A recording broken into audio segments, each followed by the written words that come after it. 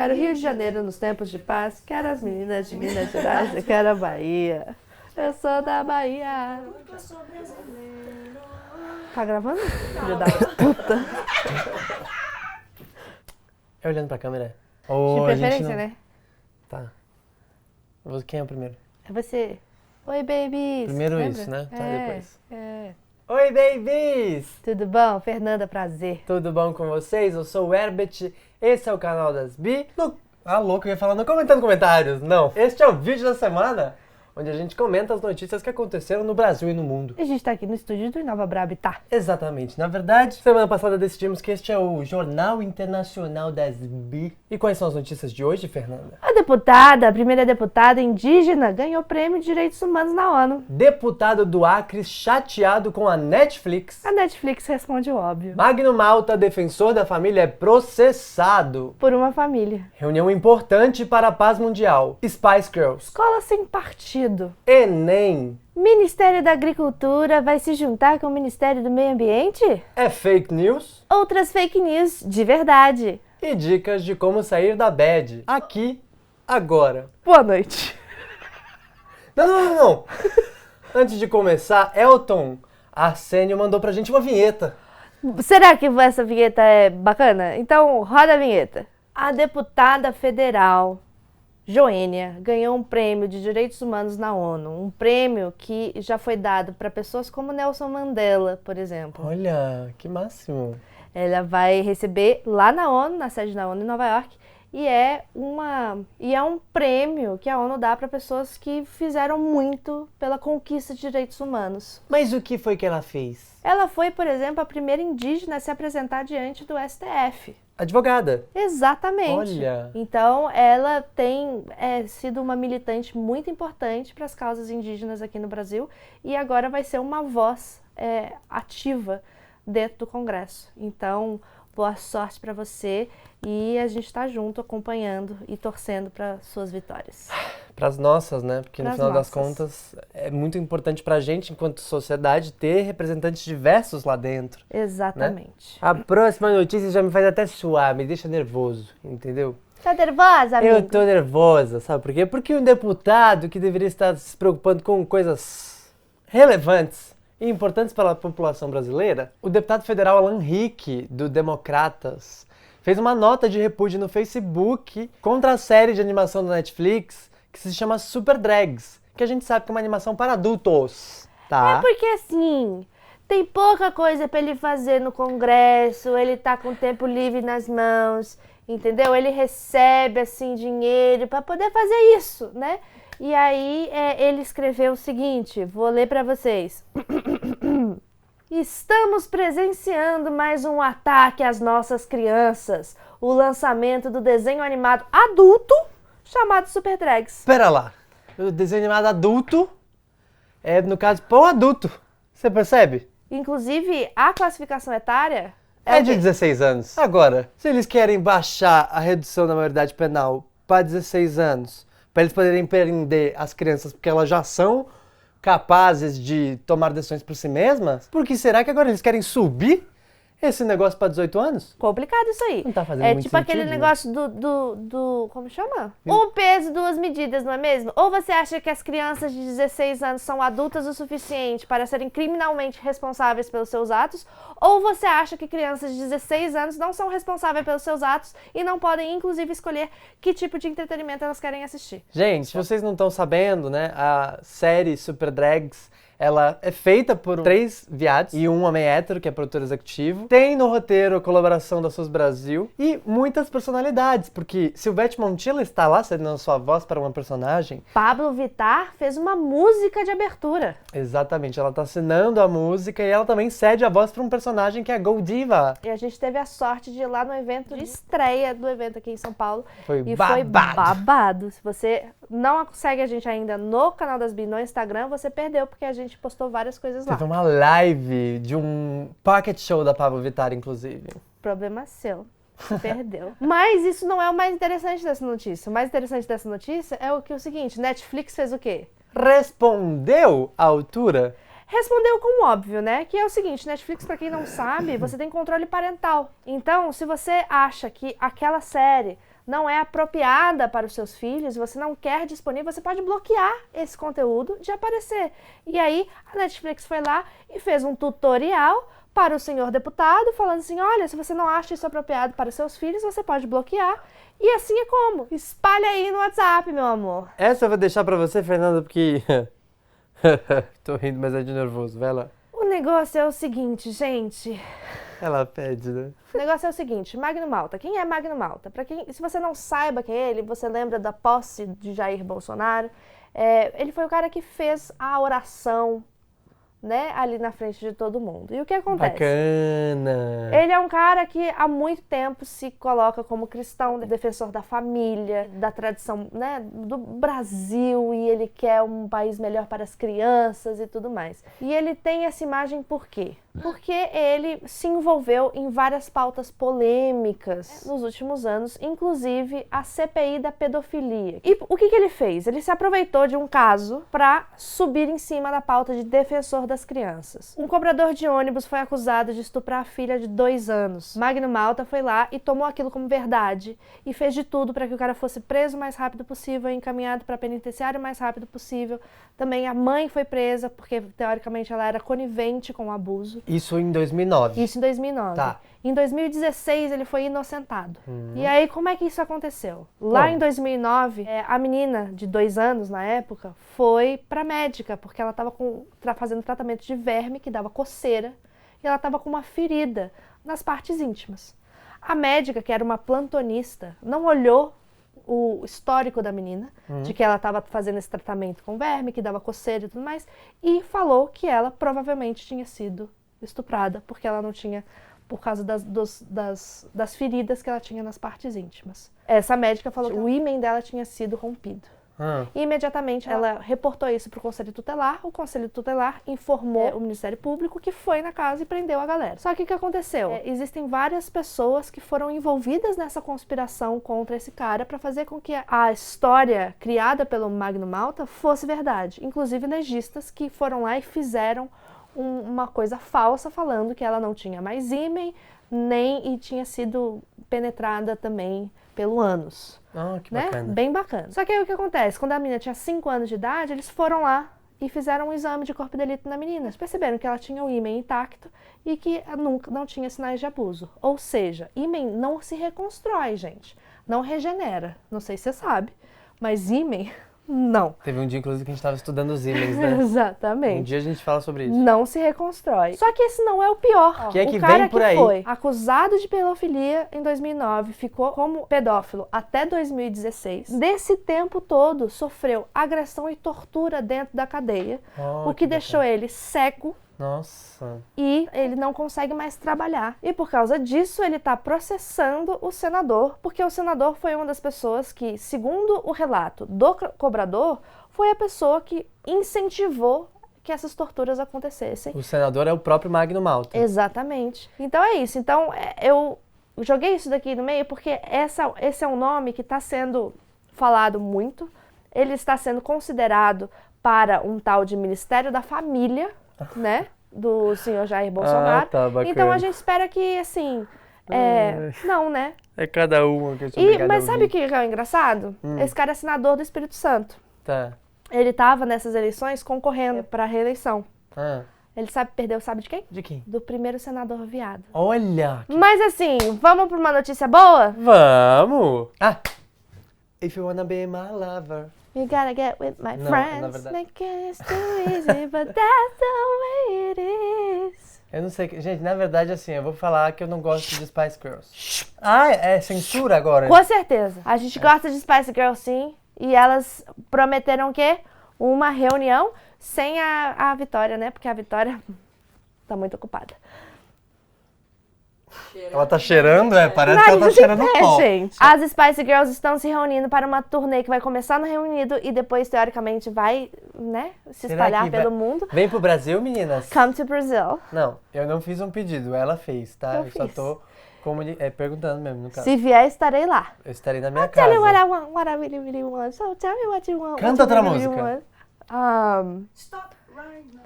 Simone! Thank you very much. I need somebody. É pra isso que a gente traz heterossexuais pra esse lugar, entendeu? Gotta slow it down, baby, gonna have some fun. Outra. Até foi pesquisar. Calma. Ai, gente, assim é difícil. É, né? Agora vamos fazer uma troca. Beyoncé, canta uma música.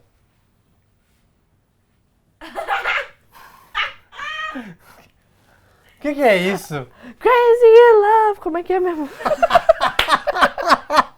Quem é que vai trazer o show das Spice Girls? Entra em contato com o canal das Bi, que a gente faz esse menino se apaixonando pelas Spice Girls, que eu tenho certeza absoluta que ele vai no show e ele vai se apaixonar. Combinado. Vai pra próxima notícia. Na semana passada, o Congresso tentou votar às pressas o Escola Sem Partido. Se você não sabe o que é o Escola Sem Partido, tá aqui embaixo um link de uma matéria da Folha que explica um pouco. Eu vou dar uma resumida aqui. A gente fez um vídeo sobre isso. Com certeza. Eu com o Gustavo, maravilhoso, do Mapa Educação, que é uma ONG, que inclusive a gente já fez palestra lá, e é muito massa, procurem. Caso você não saiba o que é o Escola Sem Partido, é uma proposta de tirar completamente a ideologia teoricamente esquerdista de dentro das escolas. Eles não vão tirar a ideologia de Jesus Cristo também, não? Não, porque é esse que é o problema, entendeu? A crítica, e é uma crítica até de certa maneira válida, é que hoje você acaba aprendendo, como você está na universidade, você está aprendendo sociologia, você vai estar aprendendo muito mais Marx, conceitos da mais-valia e do trabalhador, e como o capitalismo e a globalização foram ruins para o mundo, certo? E falta um pouco de representatividade da galera do outro lado do rolê, a galera que é do movimento mais liberal e que acredita que o capitalismo fez sim coisas boas e tudo mais. Entendi. Só que, ao invés de falar, gente, a gente precisa falar mais do outro lado, vamos dar uma olhada no Plano Nacional de Educação e vamos colocar mais autores para que você ensine o aluno a criar sua própria... Pensamento crítico, ter né, pensamento crítico e criar com todas as coisas. Não, eles decidiram, não, tem que tirar tudo. Ah, porque aí vai ficar só a parte deles, né? Não, eles querem tirar tudo. E aí não tem jeito. É uma coisa tão sem... Teoricamente, eles vão criar um telefone de denúncia para que você, como aluno, possa ligar e denunciar um professor que talvez esteja colocando muita ideologia dele ou opinião própria. Isso é muito delicado, porque assim, a gente sabe que no meio da educação tem que ter muito cuidado, porque às vezes as crianças não sabem direito o que elas estão fazendo e o quanto isso pode destruir a vida de um professor quando elas estão acusando eles de qualquer coisa que seja. Então tem que tomar muito cuidado por esse lado. E por outro, isso torna o professor muito refém. Porque como é que ele vai falar do que está escrito ali, tanto nos livros, ou até trazer uma nova perspectiva, uma nova visão para além do que está ali nos livros? Como é que vai fazer? E o mais preocupante é que a gente já está vendo um tipo desse de censura acontecer. A gente teve alguns casos. Você teve um professor lá no Nordeste que deu uma aula e que o aluno foi lá e acusou falando que era um batismo do comunismo, batismo de sangue do comunismo, não sei o quê. Só que aí a gente teve uma repercussão muito boa dos próprios alunos desse professor que receberam ele no dia seguinte aplaudindo e dando flores. Né? Porque realmente não tinha nada a ver, era só a interpretação completamente errada de um aluno. Okay. E aí a gente vê também que até antes das eleições, você teve um movimento muito grande de polícia dentro das universidades para poder confiscar coisas que falavam sobre fascismo, sobre nazismo. Então a gente tem que ficar muito atento em relação a isso, mesmo que a lei não seja aprovada, não vá para frente, a gente está vendo forças no nosso, né, no mundo já, tentando fazer com que isso aconteça à força. Então a gente tem que ficar atento e impedir e ir atrás de proteger os professores que estão fazendo a coisa certa. E aí tem uma frase do Paulo Freire... Que vai ser expurgado da educação brasileira? Você né? Caso você não conheça Paulo Freire, é um educador que é reconhecido no mundo inteiro como uma das vozes principais a respeito da educação. E ele fala, não existe imparcialidade. Todos são orientados por uma base ideológica. A questão a sua base ideológica é inclusiva ou excludente? Então é muito complicado isso. Então que a gente fique atento, porque a educação é assim como a gente vai transformar. E aí eu vou fazer a ponte para falar do quê? Do quê? Da prova mais esquerdopata da face da Terra, que é o Enem. Ah, falaram isso, É lógico. Olha só. Gente, sabia que caiu até uma questão sobre glúten? Isso eu não tava sabendo, não. Eu vou abrir aqui uma notícia e aí eu quero que você leia com seriedade, tá bom? Qual que é esse portal, pra começar? Chama... Fuxico. Ah. Tá?